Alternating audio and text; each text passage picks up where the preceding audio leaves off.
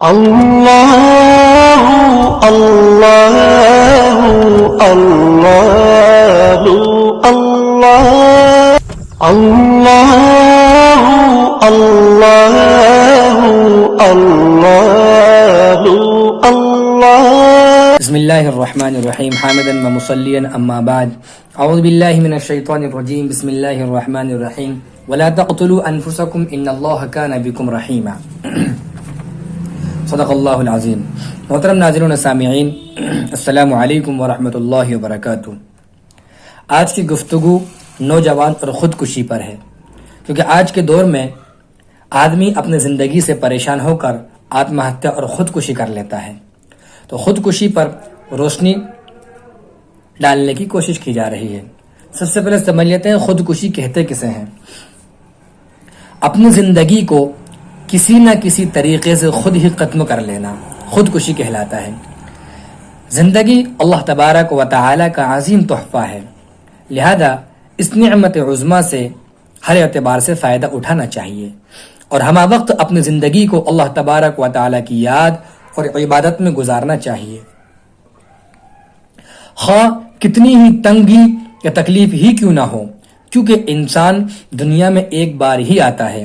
انسانی زندگی اگرچہ خوشی اور غم کا حسین مرکز ہے، یعنی کبھی خوشی میسر ہوتی ہے اور کبھی غم ہوتا ہے۔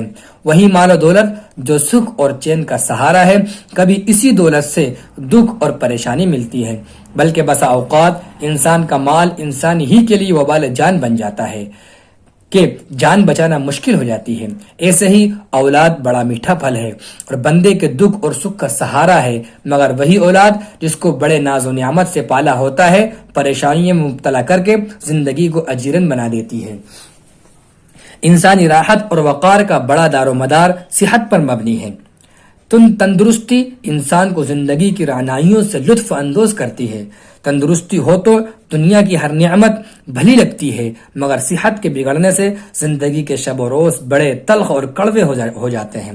بعض اوقات بیماری انسان کو اتنا لاغر کر دیتی ہے کہ انسان زندگی ہی سے تنگ آ جاتا ہے، مگر اللہ کے حبیب صلی اللہ علیہ وسلم نے ہمیں یہی راستہ بتایا ہے کہ نعمت پر اللہ کا شکریہ ادا کرو اور تکالیف پر صبر سے کام لو اور اللہ سے مدد مانگتے رہو۔ زیادہ سے زیادہ اللہ کی عبادت کرو اور زیادہ سے زیادہ اللہ کا ذکر کرو، تاکہ ذکر سے اللہ راضی ہو کر تمہاری تکلیف کو دور فرما دے۔ مگر جو لوگ تکلیفوں کو برداشت نہیں کرتے اور خود ہی اپنی جان کو اپنے ہاتھوں ختم کر دیتے ہیں، وہ اللہ اور اس کے رسول کے مجرم ہیں۔ قرآن پاک میں اللہ رب العزت نے اس کے بارے میں ارشاد فرمایا ہے وَلَا تَقْتُلُوا أَنفُسَكُمْ إِنَّ اللَّهَ كَانَ بِكُمْ رَحِيمًا۔ اسلام میں خودکشی حرام اور گناہ کبیرہ ہے۔ اس کی وجہ یہ ہے کہ قرآن پاک میں اللہ رب العزت نے فرمایا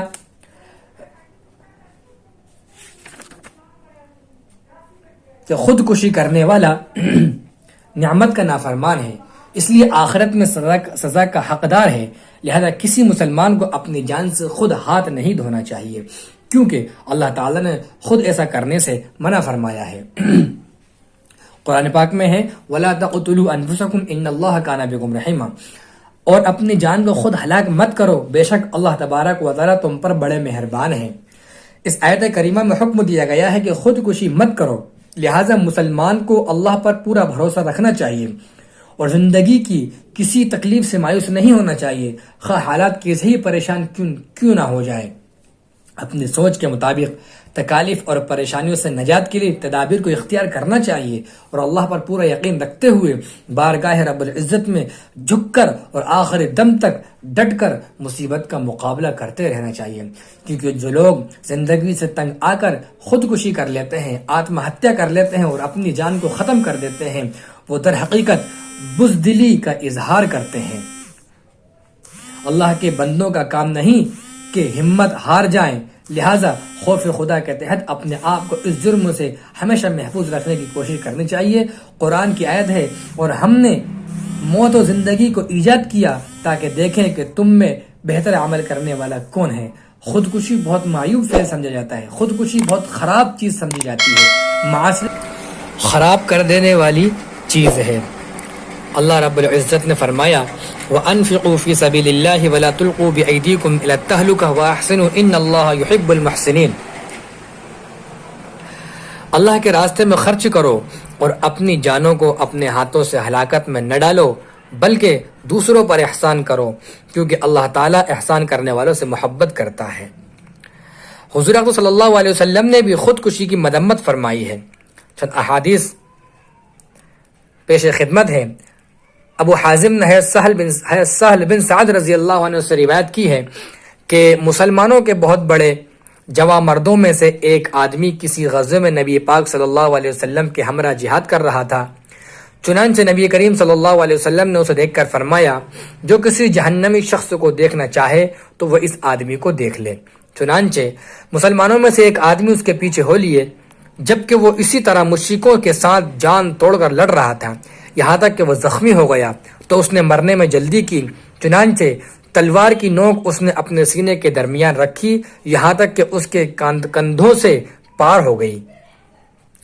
پس وہ آدمی جلدی سے نبی کریم صلی اللہ علیہ وسلم کی خدمت میں حاضر ہوئے اور کہا کہ میں گواہی دیتا ہوں کہ آپ اللہ کے سچے رسول ہیں۔ فرمایا، کیا بات ہوئی؟ عرض کیا گیا کہ آپ صلی اللہ علیہ وسلم، آپ نے فلاں کے بارے میں فرمایا تھا کہ جو کسی جہنمی کو دیکھنا چاہے تو وہ اسے دیکھ لے، اور وہ مسلمانوں کی طرف سے جان توڑ کر لڑ رہا تھا۔ میں سمجھتا تھا کہ وہ اس حالت میں نہیں مرے گا، لیکن جب وہ زخمی ہو گیا تو مرنے میں جلدی کی اور خودکشی کر لی، آتما ہتیا کر لی۔ اس وقت نبی کریم صلی اللہ علیہ وسلم نے فرمایا کہ کوئی آدمی جہنمیوں جیسا عمل کرتا رہتا ہے لیکن وہ ہوتا ہے جنتی، اور کوئی ایسا ہوتا ہے کہ اہل جنت جیسے عمل کرتا رہتا ہے لیکن وہ جہنمی ہوتا ہے، اور اعمال کا دار و مدار خاتمے پر ہے۔ بخاری شریف میں یہ روایت موجود ہے۔ آپ صلی اللہ علیہ وسلم نے فرمایا، جس شخص نے خود کو پہاڑ سے گرا کر خودکشی کی وہ جہنم میں جائے گا، اور وہاں بھی مسلسل اسی طرح پہاڑ سے گرائے جانے کا عذاب میں ابد الآباد تک مبتلا رہے گا، یعنی کہ ہمیشہ اس کو اسی طریقے کا عذاب ہوتا رہے گا۔ اور جس نے زہر کھا کر خود کو ہلاک کر لیا وہ بھی جہنم میں زہر سے خود کو ہلاک کرتا رہے گا اور ہمیشہ اس تکلیف میں مبتلا رہے گا۔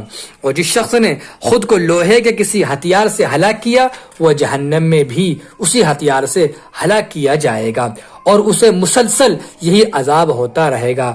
اور جو شخص، یہ روایت بخاری اور مسلم میں موجود ہے، اس لیے اس حدیث سے معلوم ہوا کہ جو شخص جس ذریعے سے، چاہے وہ پھانسی کا پھندا لگا کر خودکشی کرے، یا چاقو ہتھیار سے خودکشی کرے، یا اپنے آپ کو گرا کر ہلاک کر دے، یا ڈوب جائے، کسی بھی ذریعے سے وہ اپنے آپ کو ہلاک کرے گا تو مرنے کے بعد اسے اسی طریقے کا عذاب ہوتا رہے گا۔ اللہ تعالی ہماری اس سے حفاظت فرمائے اور ہمیں خودکشی کرنے سے بچائے، اور ہماری زندگیوں کو عافیت اور سکون کے ساتھ گزارے، اور زندگیوں میں خوب برکت عطا فرمائے۔